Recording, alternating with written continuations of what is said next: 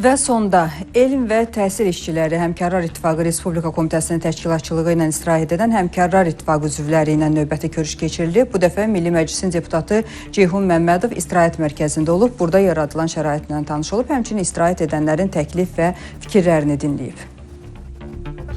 Elm və Təhsil İşçiləri Həmkarlar İttifaqı Respublika Komitəsinin təşkilatçılığı ilə Xaçmaz rayonunun Nabran qəsəbəsində yerləşən Təhsil İstirahət Mərkəzində istirahət edən Həmkarlar İttifaqı üzvləri ilə növbəti görüş təşkil edib. Görüşdə Milli Məclisin deputatı Elm və Təhsil Komitəsinin üzvü Ceyhun Məmmədov iştirak edib. Deputat təhsil işçilərinin istirahət şəraiti və asudə vaxtının səmərəli təşkili ilə bağlı fikir və təkliflərini dinləyib. Görüş zamanı müəllimlərlə açıq fikir mübadiləsi aparılıb. Yekdil razılıqlarını bildirməsi məni də çox sevindirdi və düşünürəm ki, bu cür addımlar müəllimlərimizin asudə vaxtının səmərəli baxımından xüsusi önəm daşıyır. İstirahət edən elm və təhsil işçiləri mərkəzdə yaradılan şəraitdən razılıqlarını ifadə ediblər. Onlar bildiriblər ki, füsunkar təbiət qoynunda meşəlik və dənizlə əhatə olunan mərkəzdə rahat istirahət üçün bütün zəruri imkanlar yaradılıb. Gün ərzində müxtəlif idman, əyləncə və istirahət proqramları təşkil olunur. Onlar bu cür görüşlərin həm təhsil işçilərinin təkliflərinin birbaşa dinlənilməsi, həm də göstərilən xidmətlərin daha təkmilləşdirilməsi baxımından mühüm əhəmiyyət daşıdığını bildiriblər. Burada hər şey superdir. Yəni narazı qalacağımız bir şey yoxdur. Axşamlar da qəşəng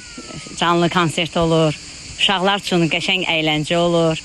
Çox maraqlıdır. Mərkəzdə ailələri ilə birlikdə dincələn uşaqların asudə vaxtının səmərəli təşkili də diqqətə saxlanılır. Balacalar hovuzdan, oyun meydançalarından və digər əyləncə zonalarından istifadə edərək istirahətlərini maraqlı və yadda qalan keçirirlər. Hovuzda çiməyəm hər dəfə uşaqlara axşamları qəşəng bir maraqlı şeylər keçirdim. Həm də kloun gəlmişdi.